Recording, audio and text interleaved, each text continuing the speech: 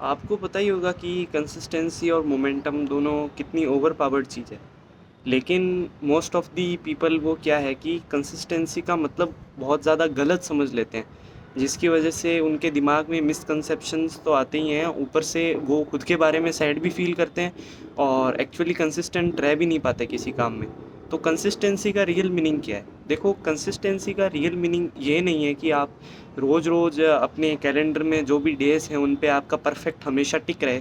आपके कंसिस्टेंसी के दो मेन मतलब होते हैं। पहला कि आपको बेयर मिनिमम करना है पर रोज़ करना है। अगर मान लो आपने टारगेट लिया था कि मैं रोज़ 10 पेज किसी किताब के पढ़ूँगा, तो अगर आप किसी दिन 10 पेज नहीं पढ़ पाते हो, तो आपको कम से कम 5 पेज का ट्राई करना चाहिए, तो वो भी एक कंसिस्टेंसी में काउंट होगा। लेकिन अगर आपने कुछ बहाना मारकर उसे कंप्लीटली छोड़ दिया कि नहीं यार, आज तो टाइम चला गया, आज छोड़ो कल पढ़ेंगे, तो आपका फिर वो एक दिन जब क्रॉस लगता है तो अगले दिन आप जब जाते हो तो आपका मोमेंटम है उसमें एक ब्रेक लग चुका होता है। तो अगले दिन कंसिस्टेंट रहना और मुश्किल होता है और धीरे धीरे आदत छूटती जाती है।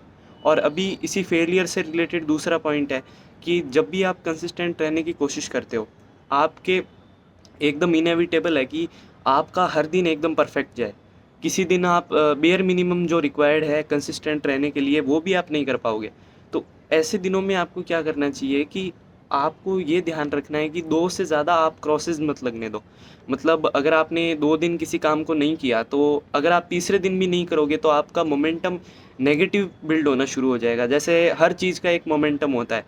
अगर मैं आज से जल्दी उठना शुरू करूँ तो 3-4 दिन बाद मेरे लिए वो मोमेंटम की वजह से बहुत ज़्यादा ईज़ी हो जाएगा। वहीं अगर मैं लेट उठना शुरू करूँ धीरे-धीरे, तो जब 3-4 दिन में उसका मोमेंटम भी बनने लग जाएगा तो वो भी मेरे लिए बहुत ईज़ी हो जाएगा। तो आप जिस भी चीज़ का मोमेंटम बनाओगे वो चीज़ आपके लिए ईज़ी ही ईज़ी होती जाएगी।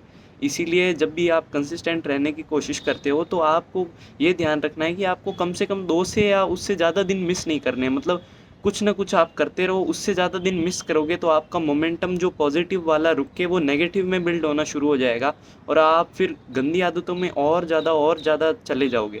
इसके बाद एक और पॉइंट आता है कि आपको जब भी कंसिस्टेंट आप रहने की कोशिश करते हो, तो आपको कभी भी ऐसा नहीं है कि किसी दिन आपने अपने काम को बिल्कुल नहीं किया। आपको अपने काम का जो थोड़ा-सा फ़ॉर्म है वो रोज़ करना होता है। 10 पेज नहीं पढ़ पाए तो 1 पेज पढ़ लो। अगर 10 पुशअप नहीं कर पाए तो कम से कम 1 पुशअप कर लो। बस उतने से आपका मोमेंटम है ना वो चलता रहता है, चलता रहता है, चलता रहता है। और यही है रियल मीनिंग कंसिस्टेंसी का। जैसे आज बहुत ज़्यादा बारिश आई थी, तो उसकी वजह से लाइट नहीं थी और मैं एक्सक्यूज़ मार सकता था कि अरे यार लाइट नहीं है, छोड़ो, क्या वीडियो अपलोड करेंगे, क्या ही चढ़ाएँगे। लेकिन मैंने ये छोटी-सी वीडियो रिकॉर्ड की और अपनी लाइफ़ का एग्ज़ाम्पल देते हुए मैंने आपको कंसिस्टेंसी का मतलब समझाया। अगर आज मैं छोड़ देता तो हायर चांस है कि मैं कल भी वीडियो ना बनाता और धीरे-धीरे, धीरे-धीरे गायब। और आज मैंने कम से कम एक छोटा-सा वीडियो बनाया, लेकिन बनाया ज़रूर। तो मेरा मोमेंटम अभी भी उसी दिशा में ही है और अब वीडियो बनाना मेरे लिए वापस टफ़ नहीं होने वाला है। कल भी ये और ईज़ी लगेगा। तो इसी वजह से कंसिस्टेंसी बहुत ज़रूरी है। तो कंसिस्टेंसी को इन टिप्स की वजह से हमेशा बरकरार रखो और कभी भी अपने मोमेंटम को तोड़ो मत। Consistency and momentum are the most powerful things.